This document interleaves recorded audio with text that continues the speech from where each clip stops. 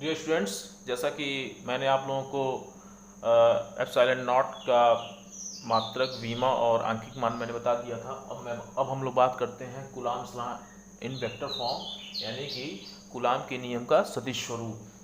जैसे मान लीजिए कोई 2D डायमेंशन है, ठीक है, कोई 2D डायमेंशन है और ये है एक्स एक्सिस, ये है वाई एक्सिस और इसका मूल बिंदु O है। मान लीजिए इस पे कोई दो आवेश हैं। पहला आवेश है Q1, दो आवेश हैं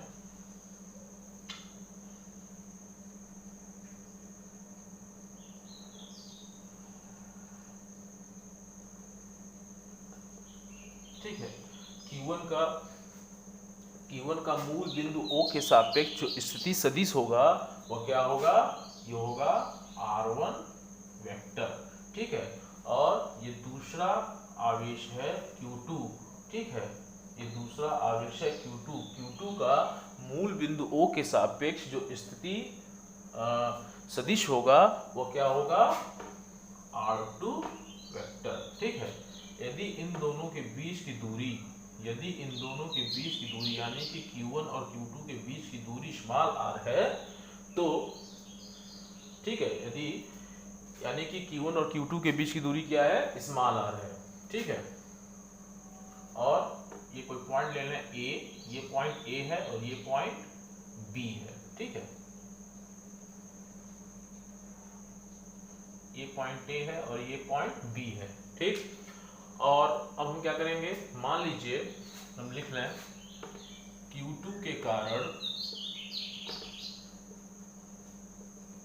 Q1 पर लगने वाला बल,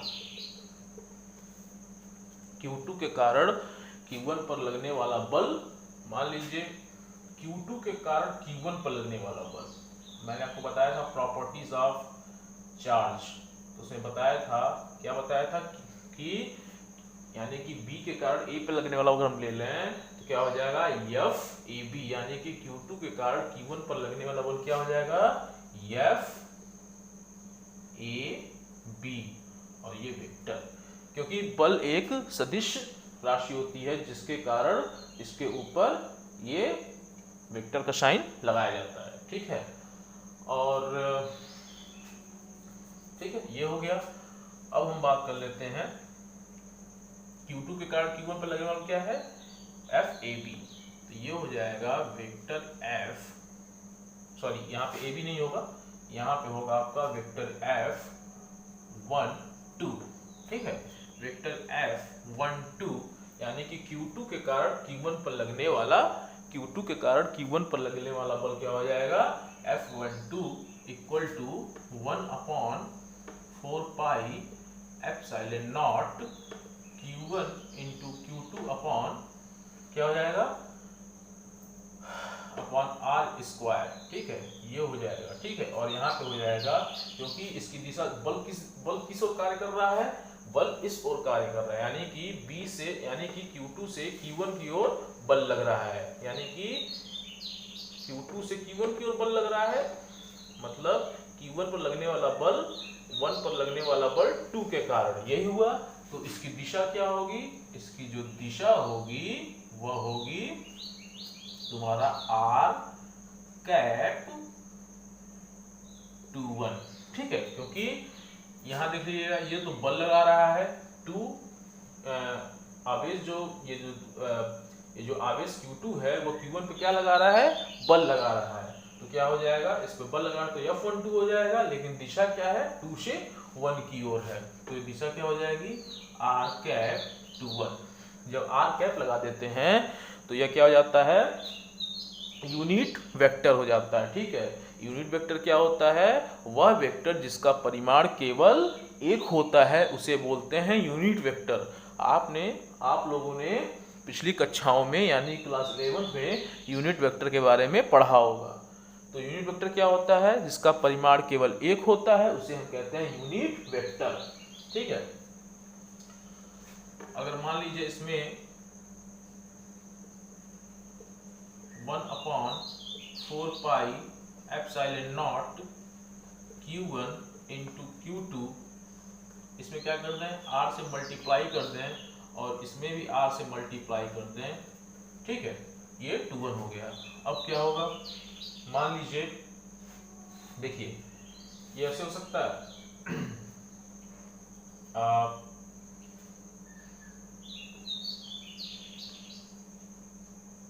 Q2 से Q1 की ओर, ठीक है, Q2 से Q1 की ओर जाएं तो क्या होगा, देखिए ये ले लें, इसको ले लें, तो इसका परिमाण क्या हम जानते हैं, आपने पिछली कक्षाओं में पढ़ा होगा,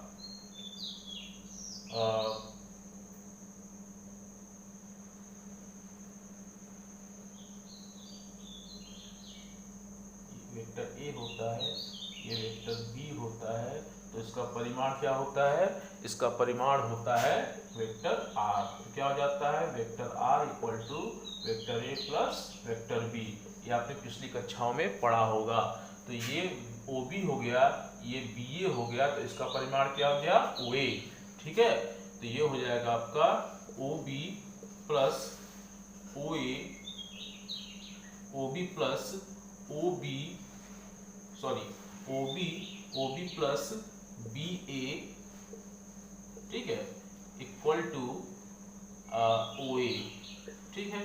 तो ये हो जाएगा आपका B A equal to O A vector minus O B vector. B A क्या है, बी ए जो है वह है, बी ए वेक्टर जो आर है, आर कैप है और 2 1 है, ठीक है। और ये जो हो जाएगा, क्योंकि बी ए वेक्टर है इसलिए हमको क्या निकालना है, हमको परिमाण भी बताना है, और यहाँ पे ये आर जो है परिमाण है और ये आर 2 1 है, आर कैप 2 1 जो है वह दिशा बताने के लिए यहाँ पे यूज किया गया है, ठीक है।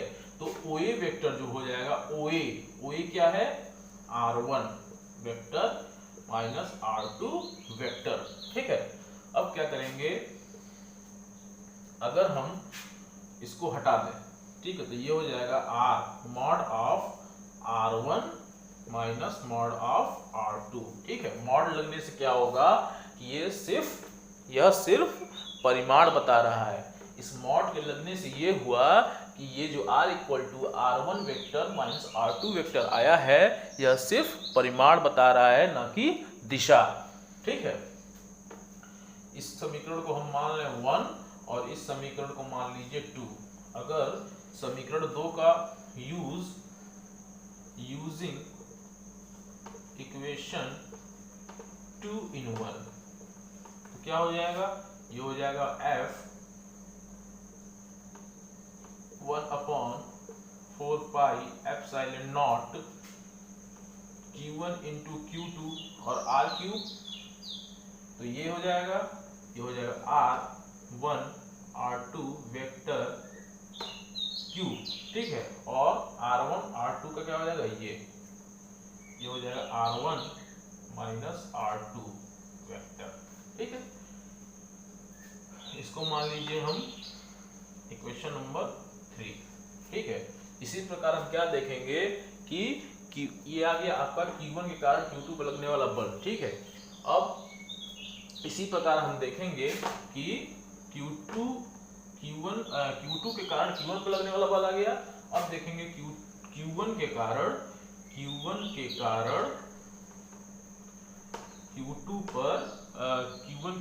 Q2 पर लगने वाला बल,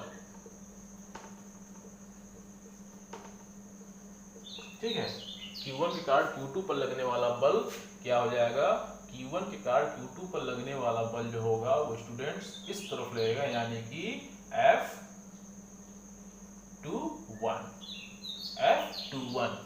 Q1 के कारण Q2 पर लगने वाला बल, ठीक है। 2 पर लगने वाला बल 1 के कारण, Q1 के कारण Q2 पर लगने वाला बल।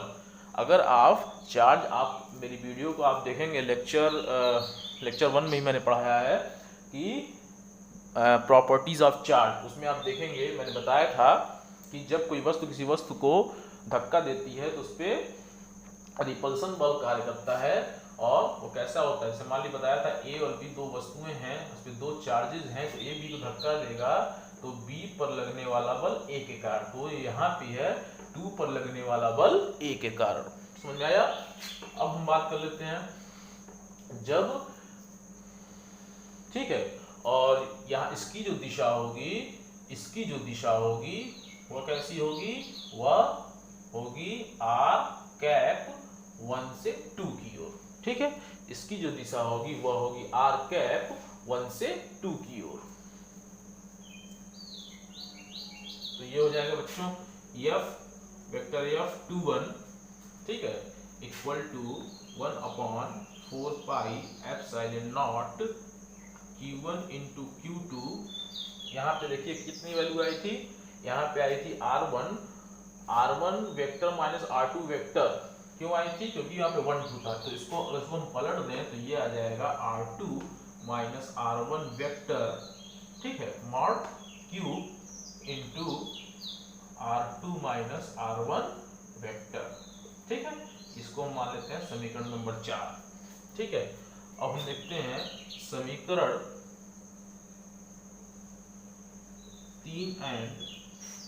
3 और 4 से।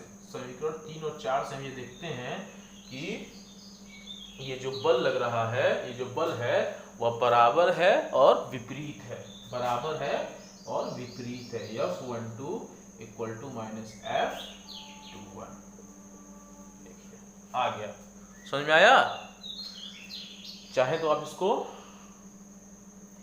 चाहना क्या है, आप लोग को मैंने नोट्स दे दिया है, अब आप लोग अच्छे से उसको पढ़िए, और मैंने बहुत अच्छी तरह से समझा भी दिया है। नहीं समझ में आएगा तो इस वीडियो को कई बार देखिए, समझ में आ जाएगा। बाकी कल। थैंक यू, शुभ रात्रि।